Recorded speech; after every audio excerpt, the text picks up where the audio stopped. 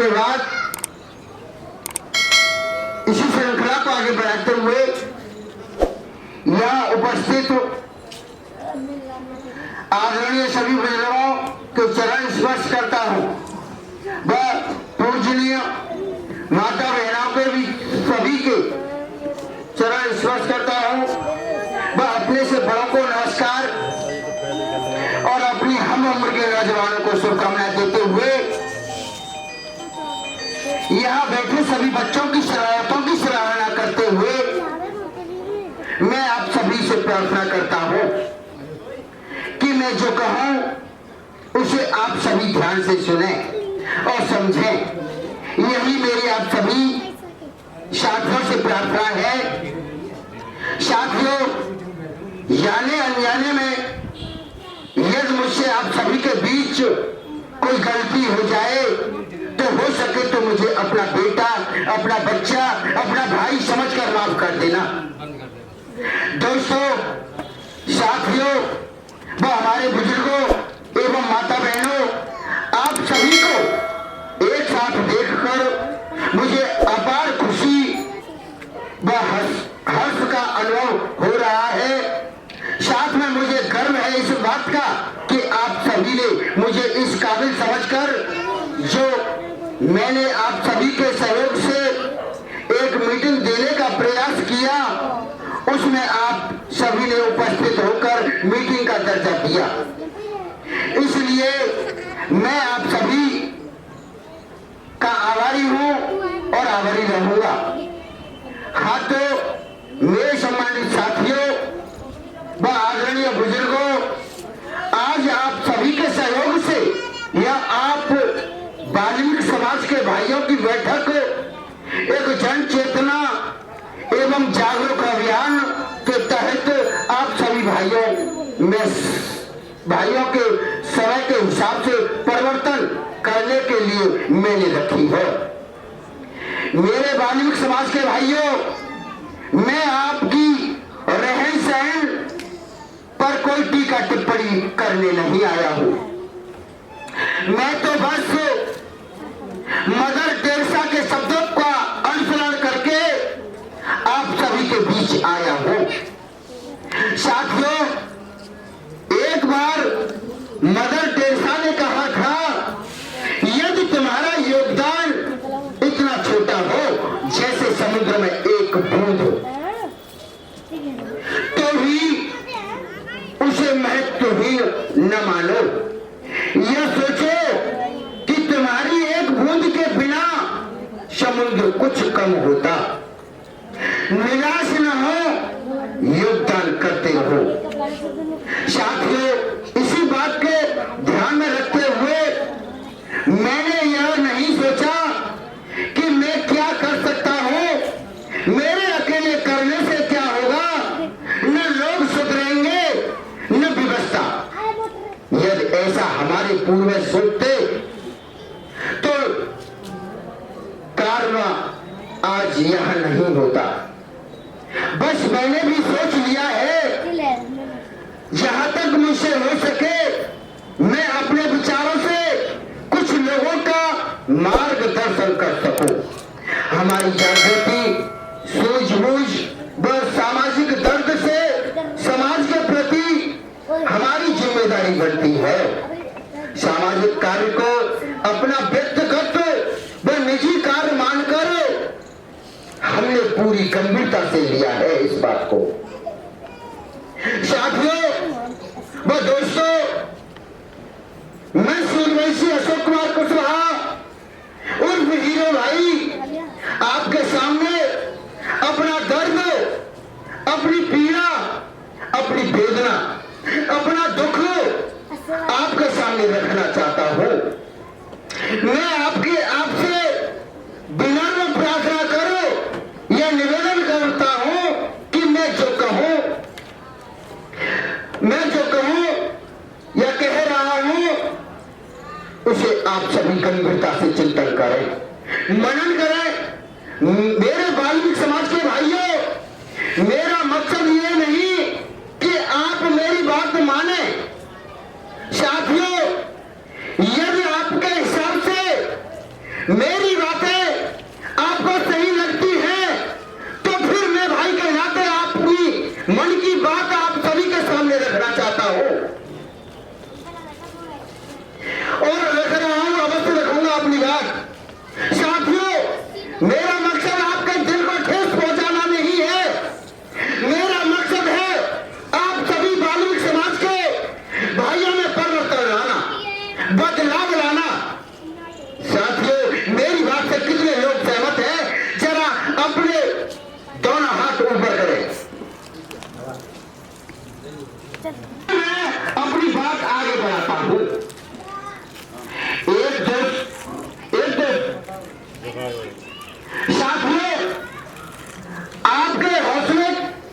साथियों, आपके हौसले के लिए कुछ शेर बोल रहा हूं। काम करो ऐसा कि पहचान बन जाए, हर कदम चलो ऐसा कि निशान बन जाए। या जिंदगी को सभी काट लेते हैं, जिंदगी जियो ऐसी कि मिसाल बन जाए।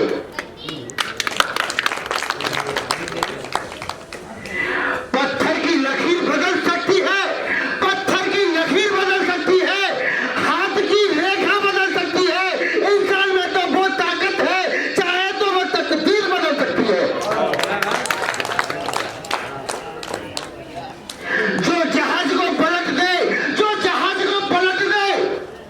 उसे तूफान कहते हैं। जो जहाज को पलट दे उसे तूफान कहते हैं। जो तूफान से टकरा जाए उसे इंसान कहते हो।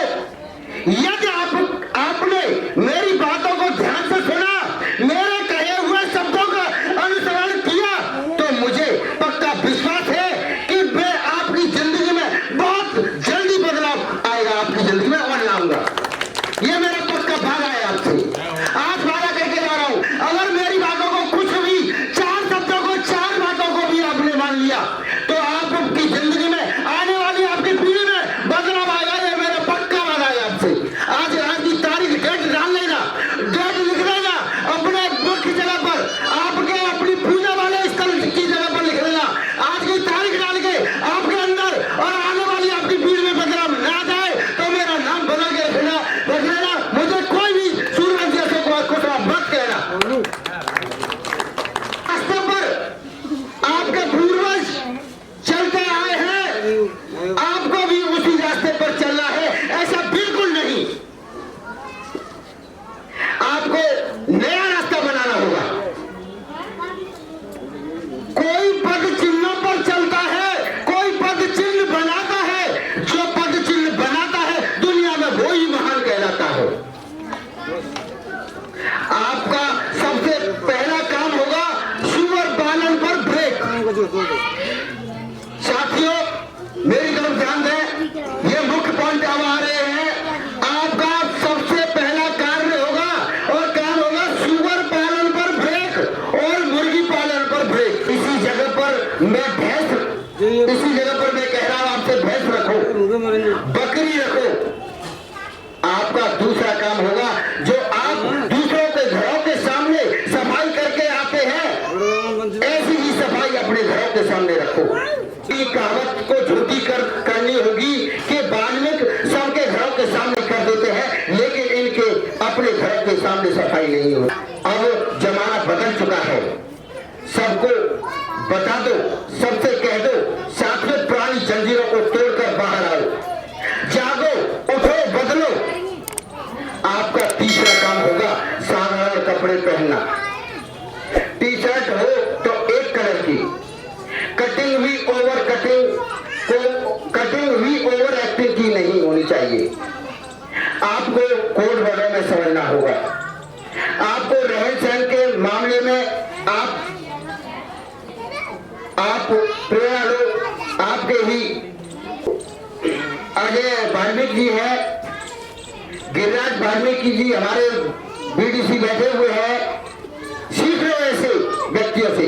और हमारे रूप किशोर जी है, इनसे प्रेरणा लो, इनसे सीख लो। आपका चौथा काम होगा अपने बच्चों को अच्छी शिक्षा दिलानी होगी, शिक्षा पर विशेष ध्यान देना होगा।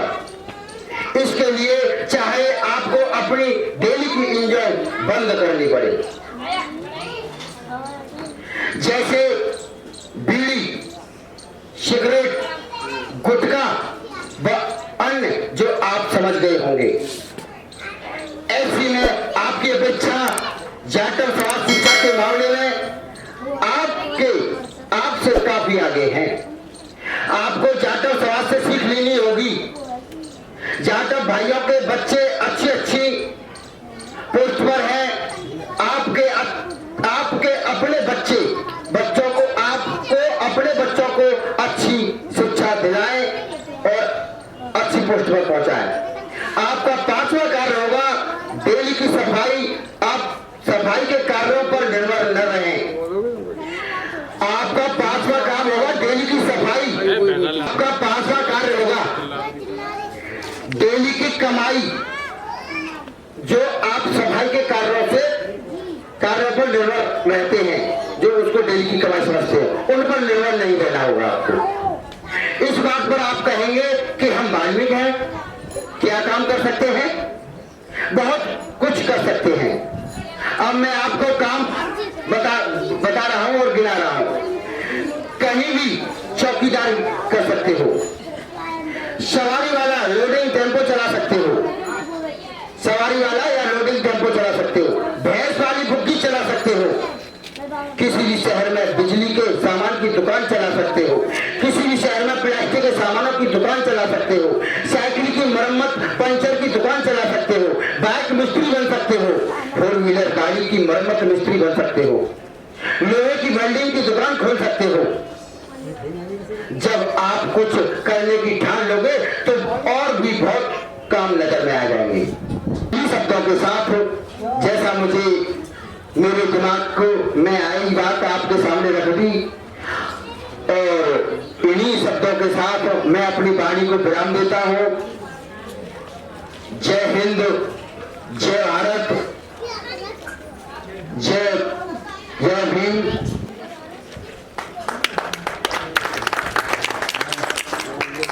को आगे बढ़ाते हुए मैं भूप सिंह वाल्मीकि जी से आग्रह करूंगा, आमंत्रित करता हूं वो अपनी बात सभी समाज के लिए रखें और मेरी इससे आपको सभी संदर्भ से आपको दिखाई पड़ गई। आप अपनी बात रखें, इसी बात को ध्यान में रखते हुए आगे उठो, जागो, जागृत हो। मैं पिता परमेश्वर मानते हुए आदरणीय आज जो मौका मिला है वाल्मीकि समाज में हमारे अशोक कुशवा यहाँ मुझे लेके आए हैं और यहाँ जो समस्या चल रही है वाल्मीकि समाज की, तो देखिए बाबा साहब भीमराव अम्बेडकर उन्होंने क्या क्या किया और हमारे लिए वो क्या कुछ करके नहीं लाए। इतनी उन्होंने हमारे लिए किया, उन्होंने पूरा संविधान बनाया। जो आज जो हम यहाँ बैठे हुए हैं, आज जो यहाँ जो वातावरण हो रहा है, आज उन्हीं की देन है जो आज हम यहाँ बोल सकते हैं। ज्यादा नहीं बोलूंगा और मैं सभी बहन बेटियां भाई बहनों सभी बुजुर्गों से, देश आजाद हुए बहुत टाइम हो गया,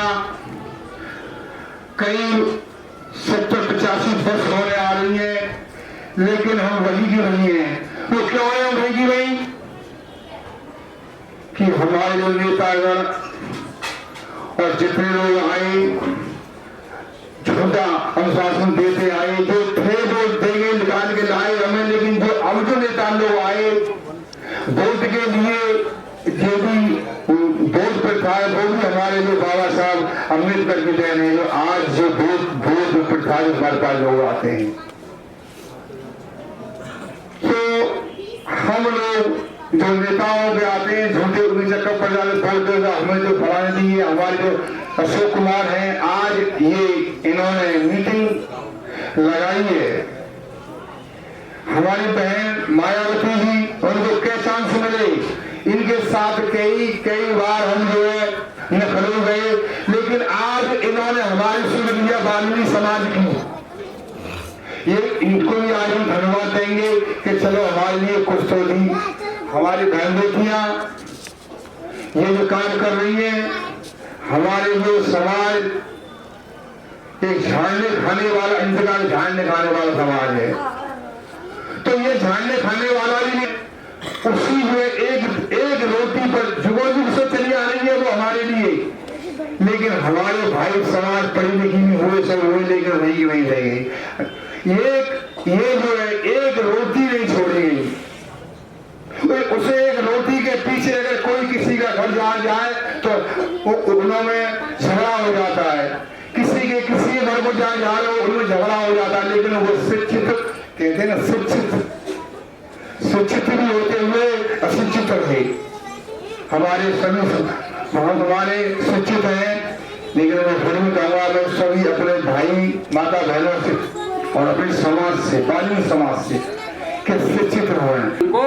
मनुष्य बनाएंगे। हमारा मनुष्य जीवन होते हुए भी हमारे लिए दुख की बात है कि हम अपने आप को पहचान नहीं सकते कि हम मनुष्य हैं या पशु समान हैं, क्या हैं, क्योंकि हम अपने ज्ञान का ढक्कन ढका हुआ है। परमेश्वर ने सबको समान बनाया, लेकिन हम सबसे नीचे गिरे हुए हैं। लोग बहुत ऊपर उठे हुए हैं, क्योंकि वो अपने ज्ञान का, अपने हाथ पैर का, अपनी आंखों का प्रयोग करते हैं। और हमारे लिए तो सब अंधेरा ही अंधेरा है।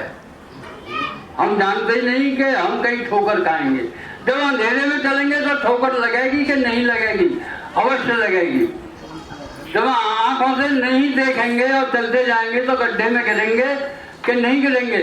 अवश्य गिरेंगे और हाथ पैर टूटेंगे, सब काम खराब होगा। इसलिए अपनी आंखें खोलो, जागृति पैदा करो। सबसे पहले बच्चों को शिक्षा देने वाली माताएं होती हैं, वो जागृति करें कि हमारा जीवन, पूर्व जीवन कैसे कष्ट में, दुख में कटा है। अब आने वाले जीवन को हम बच्चों को अच्छी शिक्षा दें, हम स्वयं भी शिक्षित रहें, साफ वक्त को पहचाने, साफ सुथरे रहें, अच्छा भोजन, स्वच्छ भोजन करें, स्वच्छ घर मकानों को रखें, ना कि गंदगी पड़ी हुई है, दूसरों को तो साफ सुथरा कर रहे हैं, हमारे यहाँ मछली में लग रही है। तो ये हमारी पहचान है कि किसके घर है, छोटी जाति के। अशोक बाबू का यही उद्देश्य है कि जब सुअर खुले मिलते हैं या गंदगी मिलती है, कूड़े करकट के ढेर मिलते हैं, तो ये वाल्मीकि बस्ती है, तुम लोग वहीं से रुमाल लगा लेते हैं, क्योंकि बदबू जाती है। और हम लोगों को बदबू आती नहीं, क्योंकि हम रातों दिन उसी में रहते हैं। हमको बीमारी लगती है तो पहचान ही नहीं है, डॉक्टरों के पास बढ़ते रहते हैं। हमारी बुद्धि का विकास है नहीं। सभी सभी के चरणों में नमन करता हूँ। सामने बैठे माता बहने भाइयों के चरणों में नमन करता हूँ। सब लोगों की बात सुनी आपने, लेकिन मैं ये कहना चाह रहा हूँ कि जितने बच्चे हैं, अपने छोटे बच्चे छोटे, इनको शिक्षा का मतलब इनको एडमिशन कराएं तो पढ़ने का, कि जितने भी इनको एडमिशन कराएं और इनकी शिक्षा पर ध्यान दें। और हमारे अशोक जो एक सामाजिक कार्यकर्ता हैं, और वो आज जिस उद्देश्य से आपके बीच में आए हैं, उस उद्देश्य के बारे में मैं आप लोगों को अपने शब्दों में बताऊंगा। मार साहब ने कहा कि मेहनत भी हम खूब करते हैं, पैसा भी कमाते हैं। इस मेहनत करने के बावजूद भी हमारा न समाज में कहीं महत्व है, न ही राजनीति में महत्व है, न ही किसी कानून व्यवस्था में कोई ऐसा महत्व है।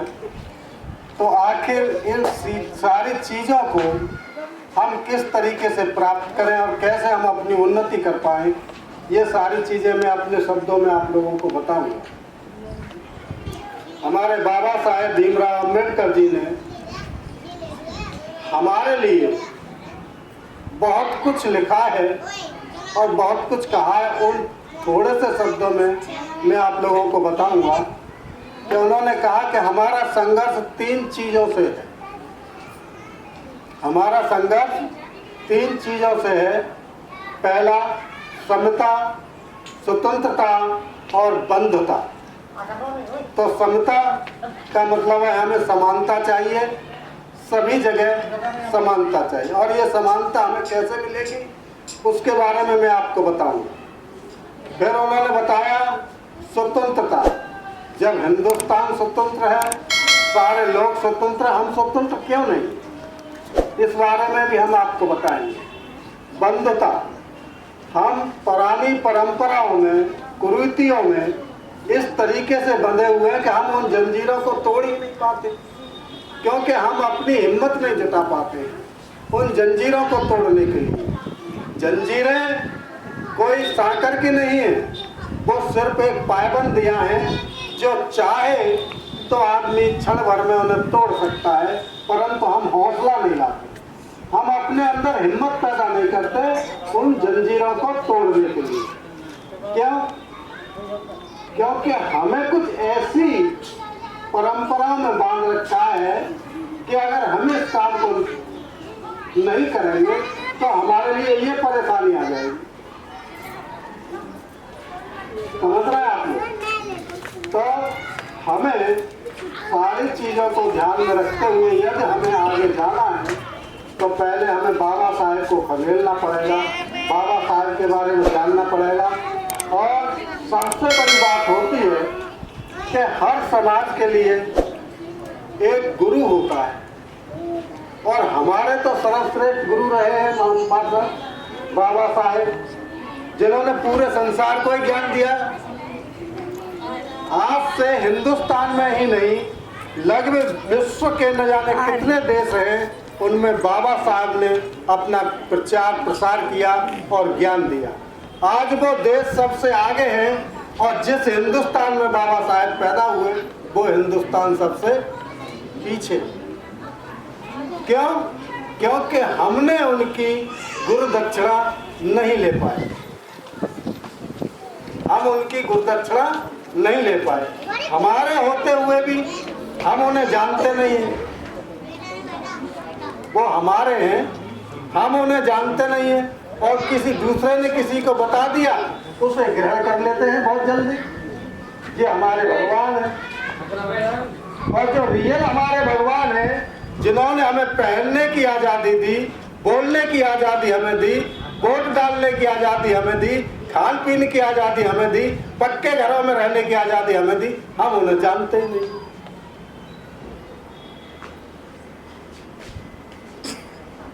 हम उन्हें जानते ही नहीं हैं। जब ऐसे महापुरुष को, ऐसे महागुरु को के विषय में तुम जानते नहीं तो फिर क्या कर पाओगे? तो हमें लड़ाई लड़नी है 3 चीजों से। अभी उन्होंने कहा शिक्षा वो शेरनी का दूध है कि जो पिएगा वो दहाड़ है। ये इनके बोल नहीं है, ये बाबा साहेब के बोल। अगर बाबा साहब शिक्षित न होते तो आज देश का संविधान नहीं बना पाते। अगर बाबा साहब संविधान नहीं बनाते तो ये देश नहीं चल रहा होता। अगर बाबा साहब संविधान नहीं बनाते तो हम जो जैसे थे कि पीछे झाड़ बांध दो, ऊपर सामने मलरिया लटका दो, वो स्थिति हमारी होती। बाबा साहब ने तो हमारे लिए इतना कुछ किया, मगर हमने बाबा साहब के लिए क्या किया? हम उनके करकमलों पर भी नहीं चल पाए, उनकी शिक्षा को भी नहीं सुन पाए। तो सबसे पहले बाबा साहब ने मंत्र दिए 3। इसलिए आए हैं कि हमारे भाई जो छोटा वर्ग है, चाहे वो किसी भी धर्म या जाति या संप्रदाय का है, तो हमें हमारे स्वरूप जी ने आपको सबको बता ही दिया है कि हमारे संविधान में बाबा साहब ने क्या लिखा है? स्वतंत्रता, समानता, बंधन, 3 बातें। तो स्वतंत्र तो भैया हम है नहीं भाई। देश स्वतंत्र है, देश स्वतंत्र है, हम नहीं स्वतंत्र हैं। हम तो उसी पोजीशन पर हैं।